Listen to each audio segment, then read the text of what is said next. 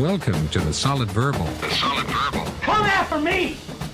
I'm a man! I'm 40! I've heard so many players say, well, I want to be happy. You want to be happy for a day? Eat a steak. It's that woo woo. And now, Dan and Ty.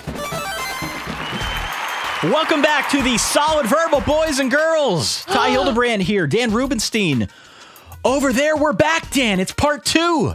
It is part 2. Part 1 was, can I say thrill ride? Are we allowed to? Yeah. I would say thrill ride. No, a really good interview so far with Travis Haney. Very excited for the second part. It's been far too long. We've never had him on the show before today, and we are idiots for waiting so long. So very excited to talk more SEC.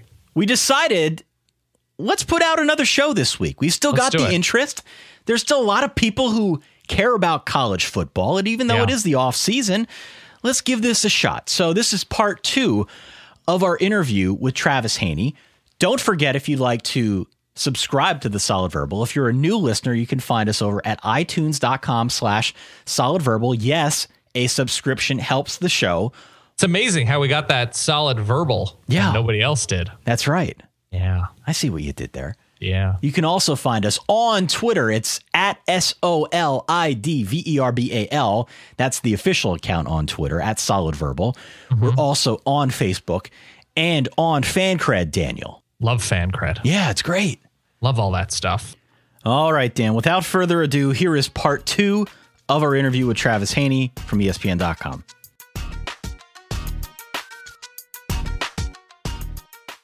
For a long time, maybe not a long time, but for long enough, it felt like Steve Spurrier was trending towards being a national contender, towards building a national contender at South Carolina. And before the season, you'll remember, many folks had them pegged as one of the favorites in the SEC.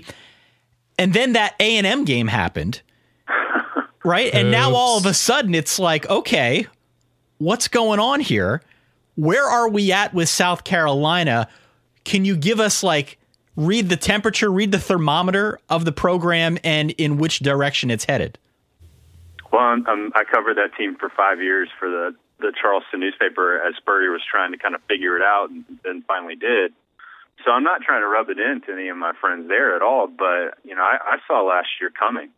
You lost the quarterback who'd won 27 games for you, which is unheard of there.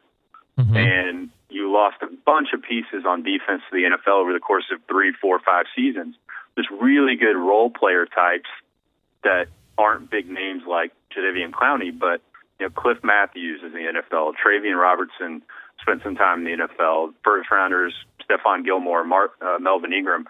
You lost all those players over the course of 2 or 3 years, and they got smaller. They lost depth. They lost toughness up front. You know, some things just kind of slowly eroded there, and they landed where they did last year. And frankly, a lot of it was predictable. And I don't know that there's a lot to suggest that they're going to get that back because, for one thing, guys, the in-state talent there is not what it was during that kind of mini run that they had when they won 11 games 3 straight years, which had never happened at South Carolina before. They'd only won 10 before, and that was in 1984. And the reason they won those 11 games a year is because the state was producing Gilmores and Clowneys, and on offense, Alshon Jeffrey and Marcus Lattimore. Well, when that well dries up, you know, where's South Carolina going to go? They're going to go to Atlanta and try and get players from there. They're going to go to Florida and try and get players from there, North Carolina.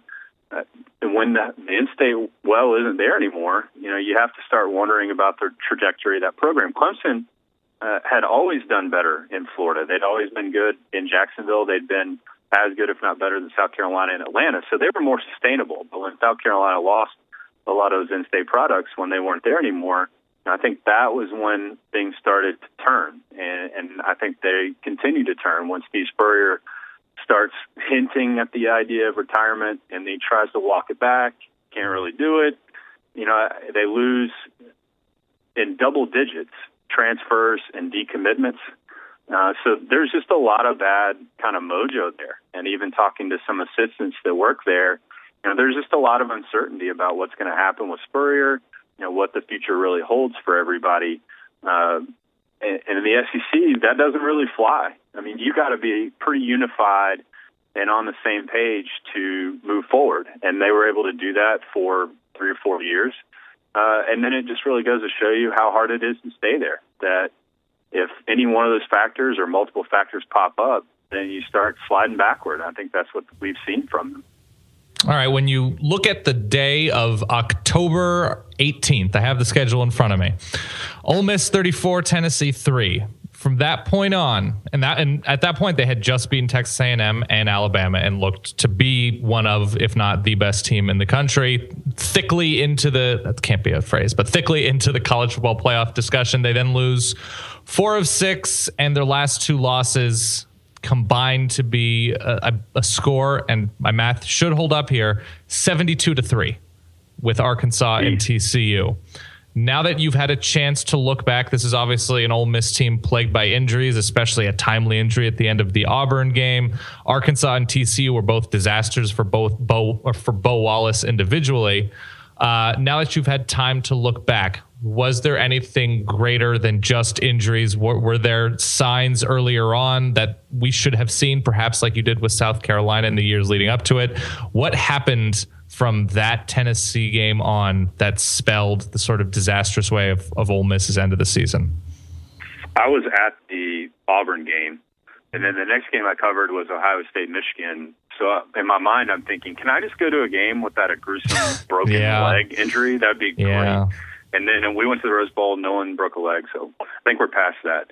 But that was a pretty significant moment, Treadwell breaking his leg. But if you remember, they had lost Laramie Tunsil, the really talented left tackle, a little bit earlier, a couple weeks earlier, I believe. And that kind of, I think, everything spun from that. You know, I think they did lose a lot of momentum because of those injuries, because those players were that good. But what that goes back to me, guys, is the fact that, you know, that one class 2 or 3 years ago for the staff there, Hugh Freeze and the staff, you know, that one class was really good, but you got to build on it. And I don't think that they added another top 10 class. You know, they were in the 20s or 30s, probably somewhere in there. I don't remember where they were last week. It was probably pretty good. But they're still working on developing depth. And when those players get hurt and you don't have anybody to put in behind them, I think what happened in November is that's what's going to result. You know, that's what's going to turn out is you're just not quite there. And I think that's the reality of it. Is it's a team that has a bunch of really talented players. I think they were pretty sound on defense for the most part. A lot of turnovers, a lot of activity from the land shark defense or whatever they were calling themselves. But the reality is you're not on the level of an Alabama because you can't replicate depth. I mean, you cannot hang with teams especially late in the season when you start losing those really good players to injury and you don't have more to go in. All right, and a team that I think, and you mentioned, a lot of people feel very confident in because of how well Jeremy Pruitt, the relatively now new defensive coordinator, performed, certainly by the end of the season. Georgia is in a very nice spot at the moment. They are looking for a new quarterback, but they return perhaps the most talented surprise of last season in Nick Chubb, and a defense that does lose some, but they've recruited relatively well there. Any reason to lose a little bit of confidence with what Georgia looks like right now? Not a ton. I think, like you said, I think they're still sitting really well in the East relative to everybody else talent-wise. We mentioned the mess of South Carolina. We mentioned the issues that McElwain is facing in Florida, having to kind of prove themselves. Tennessee's kind of the wild card in this. How much better are they going to be? But they're still in really good shape, just in terms of what they have, especially on defense. I think that can kind of evolve into a strength now that Pruitt has been there for a year. Everybody understands what they're going to get from him. The players are a little bit older. They were young on defense for a couple of years there, but I think they're kind of coming along when it comes to that. And I think one kind of off-season or end of the season storyline that resolved itself, and I don't know how much you guys followed it, but there was some real unrest there with Mark Richt and Greg McGarity, the AD, and the administration at Georgia. There, you know, it was really kind of dicey around the time of the Belk Bowl. And then Georgia goes out and destroys Louisville in the bowl game. And then McGarity comes out pretty quickly and announces an extension and a raise for everybody, including Mark Richt. And it kind of calmed everything down. So I think heading that off was really pretty important. What was the root of that diciness? From what I gather, it was kind of a slow build, and then the final straw was Georgia not going to bat and coming up with the money to keep Mike Bobo and keep him from going to Colorado State. But that was really what drove Rick to. Okay. I mean, we'll just say it was a point of tension for sure. I don't know for sure where that was heading. I'm not sitting in those meetings, but it wasn't good. And for a guy who's been pretty successful there, there's just a lot of grumpiness, I think, from big money Georgia donors who feel like Georgia should be better. And I get that because I don't disagree with them. I think Georgia, when you look at it, has really underachieved more often than not under Mark Richt to not be able to kind of cash in on more of those opportunities. And I was at the SEC title game, 3 years ago when they were 3 or 4 yards shy of going to the national championship game. And it didn't work out with Aaron Murray. So, I get it. I understand why some Georgia fans and some people with money there would be upset about it. But it also goes the other side of it, which is, okay, well, who are you going to go get that's better than Mark Richt? And I think everybody kind of came to their senses and using and leveraging the momentum from a huge bowl win, or at least a resounding bowl win. I think it got a lot of that resolved. So the fact that they were able to kind of talk their way through it or negotiate their way through it, I think that was actually pretty significant for Georgia going into the season, because I haven't been there. I haven't been back to Athens since the season was over, but I just think there's more of a piece about things and where everybody's headed relative to middle of December when there was a little bit of unrest. A team whose record almost belies how many steps they took forward, at least at times, in the East is Kentucky. They obviously finished the season losing in an unideal way, losing 6 straight, but it's close against Louisville. It's relatively close against Mizzou. They gave Mississippi State all they could handle for a majority of that game. Is the ceiling for Kentucky, with as well as they've recruited and within the context of Kentucky football, is their ceiling borderline bowl team in either direction, or could you foresee them making a stronger move in an upward direction? I think that's about it.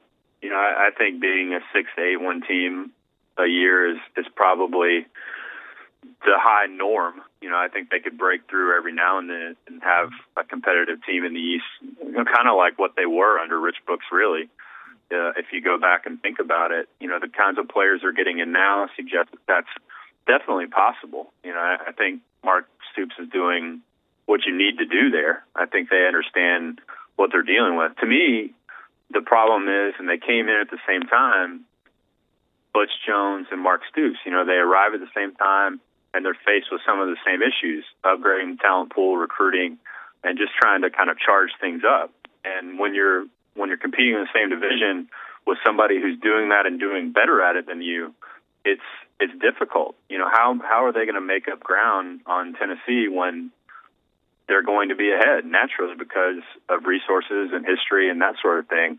This is a program or 2 programs in that series that Tennessee had won, I think, 22 or 23 in a row until a couple of years ago. So if you're Kentucky, you just kind of feel like you're spinning your wheels a little bit when Tennessee continues to get those players in, more players and better players, and accelerating that trajectory and that arc and kind of zipping up the SEC hierarchy faster than you can.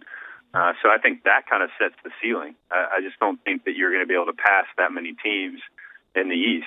Thankfully for them, I guess, James Franklin went to Penn State, and Vanderbilt comes tumbling back to what they were in the 1980s. So it at least affords you the opportunity that you're not going to be last in the SEC East. But I think what you've seen from them is what you're going to get. They're going to be competitive.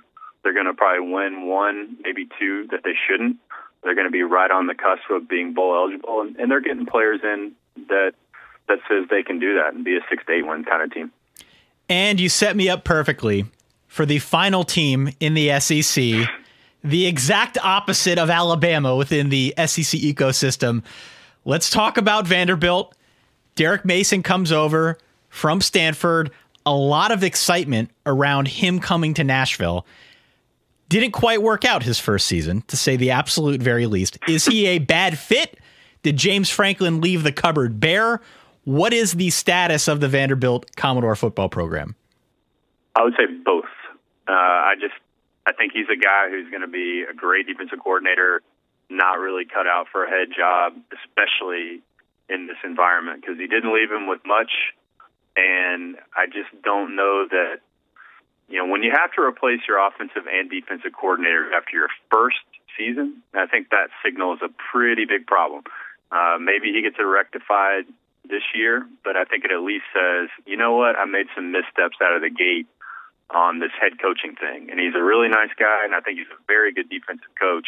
I just don't know that this is the right place for him to break in as a head coach, especially, we're talking about an SEC East that's relatively down, relatively winnable. But with his personnel right now, they're really not competitive. And it really does speak to what Franklin did there, but I think he understood what was coming back, and I think he understood the challenge of keeping Vanderbilt there. I mean, we're going to look back, guys, and go, Vanderbilt won 9 games 2 years in a row? Seriously? Yep. I mean, it's really hard to get there. It's even harder to stay there. So I think Franklin definitely understood that, found a good place for him to land, and kind of good luck to the next guy. And that's what we've seen. So I just, I hope he does well, but I just think, and on top of that, to promote himself or name himself defensive coordinator, you just don't see that very often. To have a head coach be the signal caller on that side of the ball. So I'm intensely curious to see how that works, just because, like I said, you don't see it very often. But I think it also signals a guy who's just kind of reaching, just trying to make things happen. But yeah, good luck to him. Did you see that coming? Because a lot of folks were really high on Mason. Not that bad.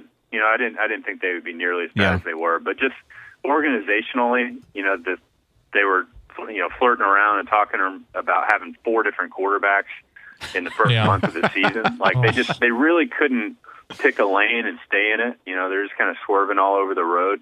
And it was obvious. And when I'm saying all this, a lot of this is stuff that coaches observe and tell me, that they were just kind of like, whoa, this guy didn't come into it as equipped as we thought he might.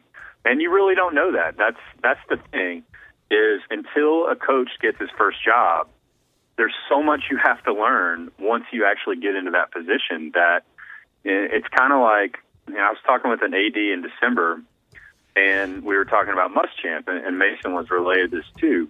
And he said, the gist of what he said was, you can't be a first-time head coach at Florida. You can't learn on the job at Florida. And I think the same is true in a way at Vanderbilt, especially with kind of the hurdles and issues that you deal with there. It's really hard to be a first-time head coach in the SEC.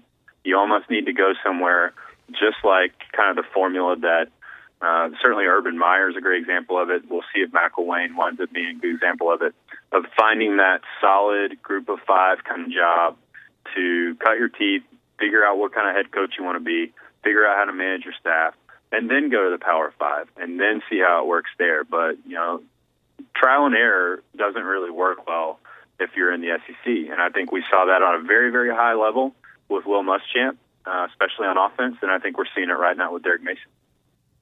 So as we shift away from college football into a topic that's much more important than college football, which really is any topic other than college football, I'm surprised, as we've talked about non-college football things, that we haven't touched on audio in general, because Ty is such an audiophile.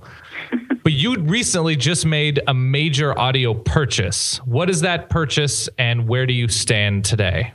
I feel like I became one with Austin last weekend in a big sense. While it was, I guess, Saturday afternoon, and I just turned to my wife and I was like, let's go buy a record player. And she's like, yes. She was totally on board. So we went to the first place, which was right around the corner from us, and I was really excited. They had a bunch of vintage turntables, and I was like, yeah, I'm just really interested in buying, a turntable. And he goes, well, are you are you willing to spend more than $1,000? And I was like, whoa. Nope. I thought we were, it was like going to be on the Discman level of purchasing, but I'm like, wow, we're about to get really invested here. Wound up going to another place, spent about $200 on a late 1970s Toshiba vintage, and hooked it up, got it rolling that afternoon, and really trying to restrict my record purchasing since then. It's hard. You want to build the collection overnight, but the bank account doesn't support that.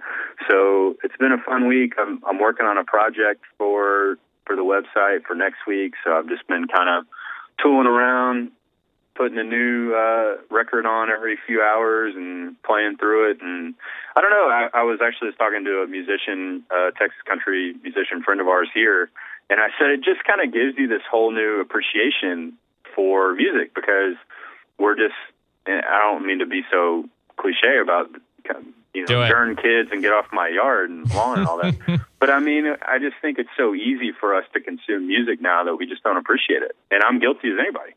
That, you can, surf and a la carte music to death on Spotify or, Pandora and streaming radio and iTunes and whatever.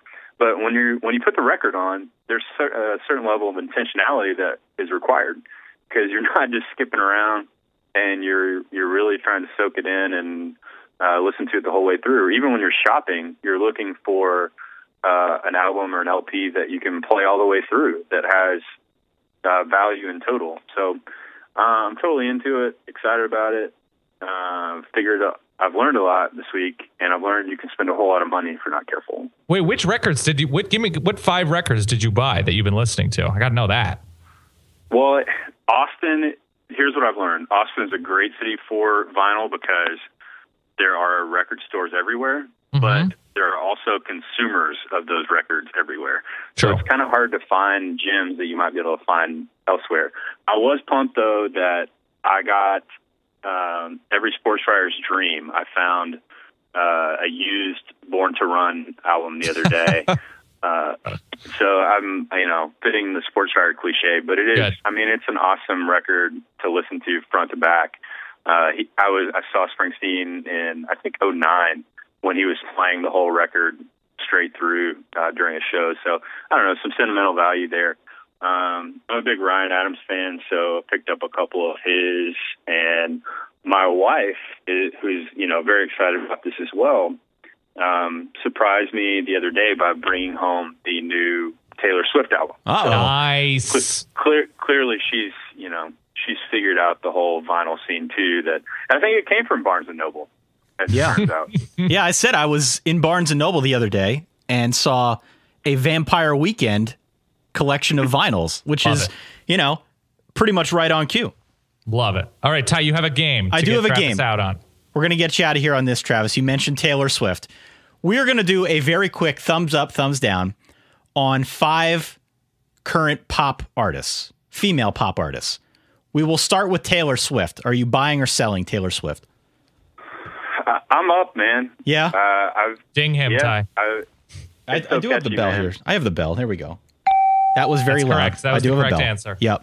Iggy Azalea. I'm down on the Iggy. I love Swaggy P, though. We're big Swaggy P fans. Okay. That was the correct answer as well, to be down, but up on Swaggy P. There we go. Next question. Ariana Grande. Down. Don't listen at all. I've not heard her tunes at all. I've heard she can only get photographed or only wants to get photographed on one side of her face. Like she has a good side, and she's very particular about it, Dan. That's how Andy Staples is as well, though. Yeah. So his answer was correct on Ariana Grande. Out on Grande. Meghan Trainor. Ding. Wife's a fan. I'm a no. I'm down there. I think it's good, like nothing sugary pop, but I think she's from like Massachusetts. She's not from PA. I was up at first, Dan, and I saw an interview with her, and that it blew the whole thing for me. It's sort of Sour Patch Kids to me. You like it while you're listening, but then you finish and you're like, what was I doing? Yeah. I like the message. I mean, I like what she's going for. So you are about the bass and not the treble. I appreciate what she's doing, but okay. But I'm not a listener. Final question. Final question. This is the big one. This will define your career, Travis. Absolutely. Travis Haney, ESPN.com. Beyonce. Well, I live in Austin now, so I'm definitely up on Houston's Beyonce. She's the queen, no doubt. I was going to say that he lives in a city in America. Yeah. So he has to be up on Beyonce. On Earth, yes. On Earth. I'm not dinging that. You know I've got hot takes on Beyonce, Dan. You don't like Beyonce? I'm out. I'm all out. Have you heard 7-Eleven, Ty? I'm all out. Ty, 7-Eleven's so good. You know what you need to do, Ty, is just boil it all away. Yeah. Boil all the substance, all the hype away, and just go back to 2003. Yeah. When Crazy in Love came out, and you're like, this is actually a pretty good song. Okay. Is there any Beyonce being played at your wedding, Ty? No. Actually, there might be. Okay, that's what I like to hear. Do you have any final? This is the actual final last question. Do you have any final advice as somebody who's been married slightly longer than a year for Ty Hildenbrand, who in 2 short months will be entering into wedded bliss? I think, understand that it's what people say about it is true. It's hard. So I think understanding the challenge would be something that I would tell past me. It's not like, oh, yeah, nothing changes, blah, blah, blah, life as usual. I'm an only child, so it forces you to share time, resources, etc., to listen to that Taylor Swift final album, and appreciate it, enjoy it. In a college football way, you're telling him to respect the process. There is a process. Respect the maybe process. Nick Saban has some really good sage advice for newlyweds. I'm sure his wife loves him. Yeah. A newlywed course with Nick Saban. That's something I could really get behind. A lot of flow charts and process diagrams. Just with Miss Terry. Forget about Nick yelling. Saban. She can teach it. All right. Very good. His name is Travis Haney. You can find his fine work over on ESPN.com. We appreciate all your time this evening, Travis. Get back to the vinyls now. Enjoy your off season. I am. I'm heading right back downstairs to spin on the turntable. But thank you for having me, Dan and Ty. All right, Dan. Again, his name, Travis Haney. Yeah. Find him over at ESPN.com. Talked a little romance. Talked a little Valentine's Day. Talked a lot of SEC. The man is a machine. Talked vinyl. Yeah, we did talk vinyl. You know what? I don't have a record player. I don't have a turntable. I've been interested in buying one. And I would say exclusively, in my heart, I would say if I were to get one, I would exclusively own basically just 60s and 70s R&B and soul. A lot of Marvin Gaye, a lot of Sam Cooke. Love Sam Cooke. Okay. All sorts of stuff like that. Just stuff you want to groove to.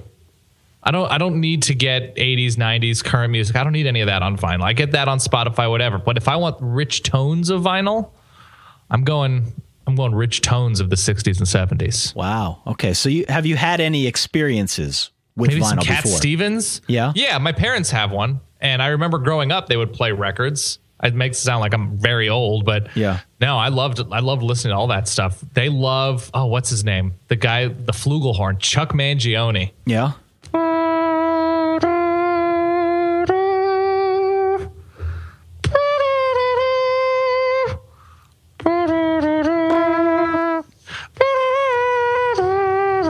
That's a very good mouth trumpet, Dan. Thank you. You're very good at this.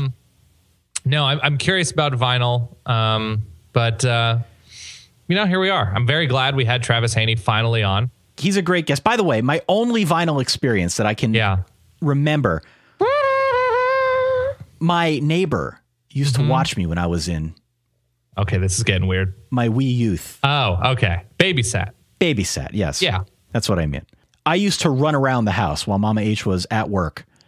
There used to be, in my neighbor's house, an old record player, and I would insist that she play Roly Poly Polar Bear. I don't remember how old this song was, but I was very young. I played Wild and Woolly. I had my own song too. Continue. I would run around the house at full speed. Nice. Until I think I eventually fell asleep. But Roly Poly Polar Bear, if I could find that on vinyl, I might be in on the movement. Final question. Yes, please. Multi-tiered question. Not unlike the cake that you will be serving at your nuptials. What is the current status of the wedding planning? How you feeling? Feeling good about wedding planning. We're zeroing in on about what, like 60 days, something like that. Yeah, we're getting there, Dan. We're getting there. What are the latest happenings? The progress being made? The invites will be sent out hopefully before the end of the month.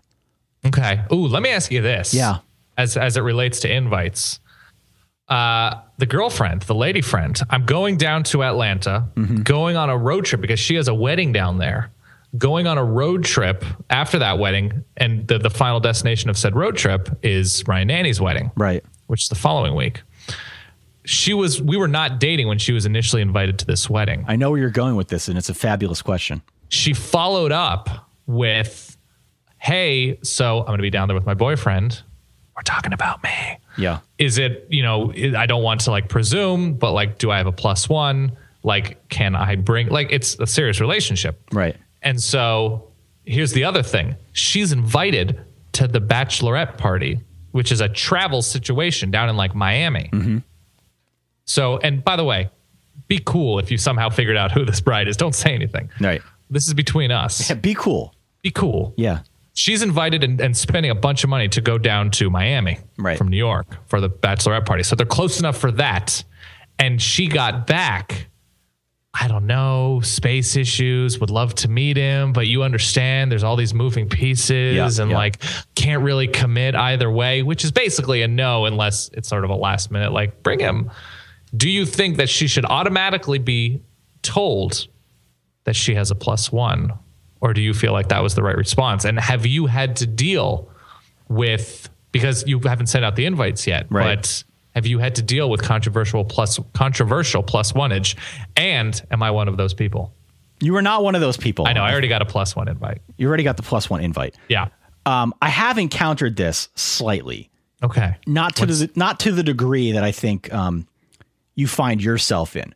Right. It's a very difficult situation, to be honest with you. Yeah, definitely. We drew a line in the sand for the most part. Now, you were an exception to that rule because technically you've been my longest relationship outside my very close friends from high school. Thanks, baby. For the most part, the line in the sand was, unless there's a ring on the finger, there's no +1. Wow. All right. And I've actually been in that situation before. Okay. A friend's wedding where I did not get the +1, and I followed up to ask and see if that was going to be a thing, and he responded in a similar fashion. No, sorry, we're at capacity. It's difficult. It's expensive. We're only inviting people who are engaged. Right. So I feel like your lady friend's friend is probably doing what she's got to do. Weddings are very expensive, Dan. Absolutely, they are. So I have a newfound appreciation for making that hard decision, and it's a decision that I believe we've made across the board, with the exception of you. I am the exception. I'm the lone. I'm on an island. You are the +1, so to speak. And you sent me that +1 before this was even serious. It was never a doubt whether the +1 was your lady friend or Ryan Nanny. You were always going to get one. Okay. And how many college football media members are on the invite list? I believe you'd be the only one, Dan. Wow. Yep. None for Stuart Mandel. None for Bruce Feldman. They've done so much for us. None for Andy Staples. No, nobody. Technically, Fiance Kate is a college football media member. She's been on this show. That's incredible. Okay. Well, I am truly honored, and I look forward to it, and I will only now consider making love on the dance floor. Very good. Okay. It's been a fun show. Yeah. Two-part show, actually. I love that we have a two-parter in here. Free content. And there you have it. Well, thanks again for tuning in to The Solid Verbal. You actually still can vote for the Verbies. They're out there on solidverbal.com/Verbies. We're not sure when we'll close the poll, but we'll announce that shortly, I'm sure. We will be in Austin. Oh, yeah. Second weekend of March. We are still finalizing the guest list. We've had a number of people ask us how they can take part in that show, how they can be there for that show. It is something only for South by Southwest people. Yes. If you are going to be mean attendees, people with badges. That's right. If you're going to be at South by Southwest, if you've got the badge, let us know. We'll give you all the deets on how you can tune in and be part of that live show on Friday, March 13th, I believe. I would say star-studded.